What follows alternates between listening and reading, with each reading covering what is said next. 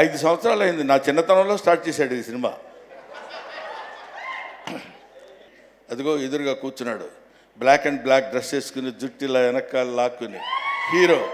ఈ హీరోతో పౌరాణిక నాటక రంగాన్ని తిండి తిప్పలు లేకుండా మహారాజు వేషం వేసినా సాయంత్రం ఇంటికి వెళ్ళేసరికి ఫుడ్ ఉండదు. చూస్తున్నారు కదా, అతిరథ మహారథులందరూ ఉన్నారు ఈ సినిమాలో. ప్రకాష్ రాజ్ గారు, రాజేంద్ర ప్రసాద్ గారు, నాజర్ గారు, రఘుబాబు గారు, ఇట్లా అనేక మందితోటి. ఆ చివర్లో పాండే, పాఖిల్, ఏదో సురేష్ అంటాను సరిపోతుంది. ఇంతసేపు ఎక్కడ ఇప్పుడు బయట స్కూల్లో స్పెల్లింగ్ నేర్చుకుంటున్నట్టు ఎక్కడ పడతాం మనం. సో బ్రహ్మానందం గారికి సాదర స్వాగతం పలుకుతున్నాం. అండ్ ఆ డైరెక్టర్ అర్జున్ గారు బొకేతో స్వాగతం పలికారు. అండ్ బ్రహ్మానందం గారిని మాట్లాడవలసిందిగా కోరుతున్నాం సార్.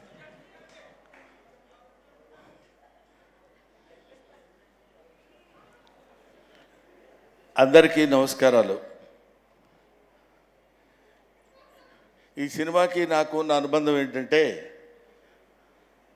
దర్శకుడికి నాకున్న అనుబంధం, ప్రొడ్యూసర్కి నాకున్న అనుబంధం, హీరోకి నాకున్న అనుబంధం, నటీనటులకున్న అనుబంధం, అంతకంటే ఎక్కువ దర్శకుడు పేరు అర్జున్ సాయి అన్నారు, కానీ పొరపాటును పెట్టినట్టున్నారు వాళ్ళ అమ్మ నాన్న పేరు. వాడి పేరు పట్టువదలని విక్రమార్కుడు అని పెట్టాలి. ఎందుకంటే 5 సంవత్సరాలు అయింది. నా చిన్నతనంలో స్టార్ట్ చేశాడు ఈ సినిమా.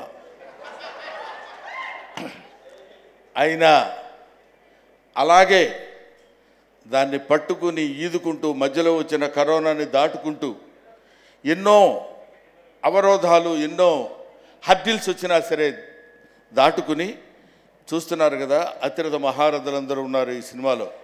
ప్రకాష్ రాజ్ గారు, రాజేంద్ర ప్రసాద్ గారు, నాజర్ గారు, రఘుబాబు గారు, ఇట్లా అనేక మందితోటి ఇంత పెద్ద ఒక సినిమాని నిర్మించాలనేటువంటి ఆలోచన రావడానికే ఓ మాదిరి గుండె సరిపోదు.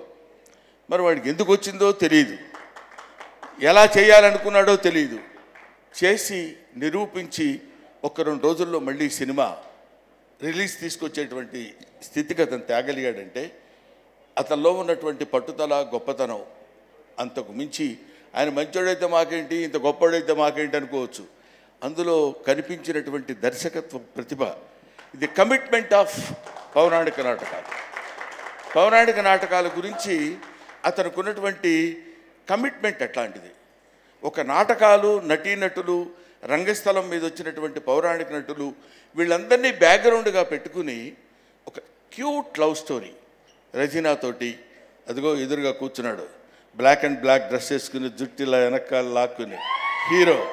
ఈ హీరోతో అద్భుతమైనటువంటి నటన కావాల్సినటువంటి విధంగా ప్రతి ఆర్టిస్ట్ దగ్గర స్పీచ్ చేసి an experienced DOP, that is Mr. Rasool.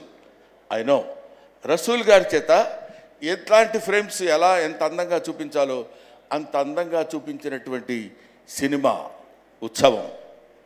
ఆ పేరు కూడా ఎంత బాగుందంటే, ఉత్సవం మనం ఎప్పుడు చేసుకుంటామంటే, ఎప్పుడైనా ఒక విజయాన్ని సాధించినప్పుడు మనం ఉత్సవం చేసుకుంటాం.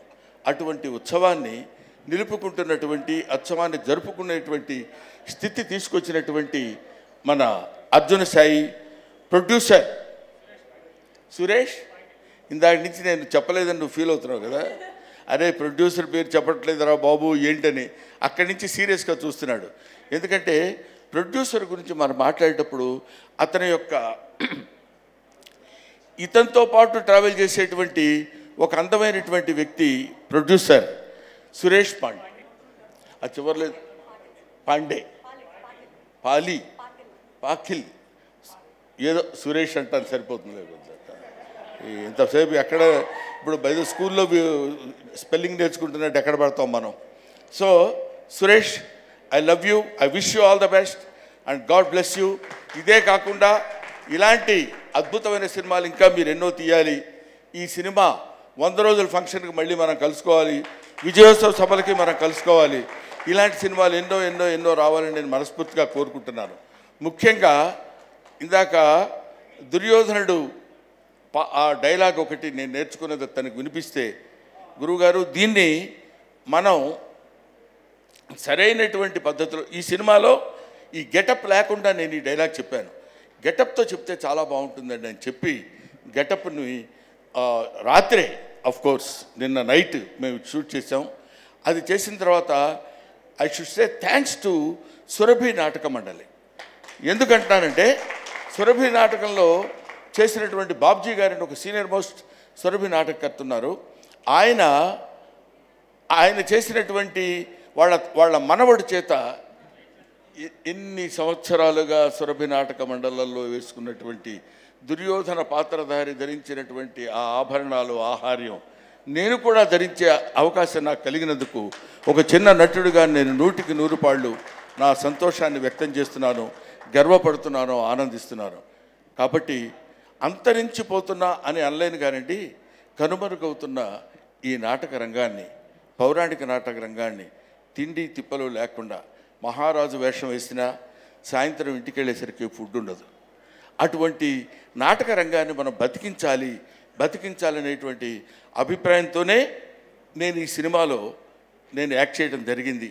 ముఖ్యంగా అందులో ప్రకాష్ రాజ్ అంటే is dedicated his life for the sake of stage, such a greatest personality.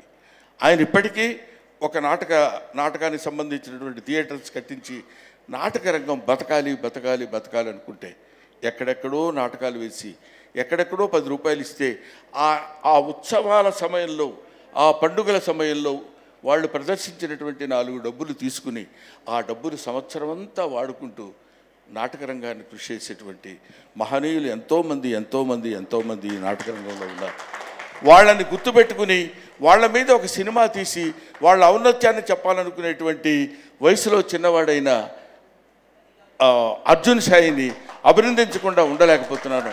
అంతటి ఈ రోజుల్లో అసలు ఆ థాట్ ఎంటర్టైన్ చేయడమే మామూలు విషయం కాదు. అంతటి గొప్ప దర్శకుడు అవ్వాలని ఇప్పటికే మీ అందరికీ తెలియని గొప్ప దర్శకుడు నాకు తెలుసు కాబట్టి నేను చెప్తున్నాను. ఇంకా మంచి సినిమాలు తీసి, ఇంకా థాట్ ప్రొవోకింగ్ సినిమాలు, ఊరికినే ఏదో సినిమా తీసి బాగా చెప్పామని చెప్పచ్చు. లవ్ స్టోరీస్ ఎంతోమంది చెప్తారు, ఎన్నో రకాలుగా చెప్తారు.